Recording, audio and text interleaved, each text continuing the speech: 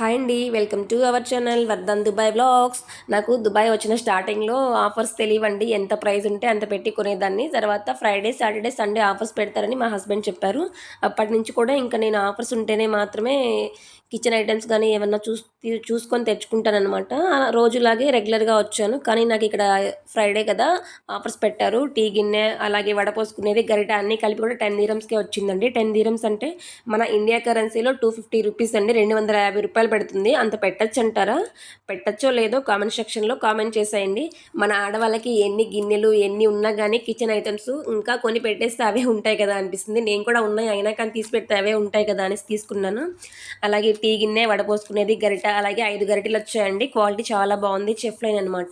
మామూలుగా అయితే మనకి 1980 అంటే 479 రూపాయలు పడుతుందండి మన ఇండియా కరెన్సీలో. ఆఫర్లో కాబట్టి 10 దీరమ్స్కి వచ్చాయి 250 రూపాయలకే. వీడియో నచ్చితే like and subscribe. Thank you for watching.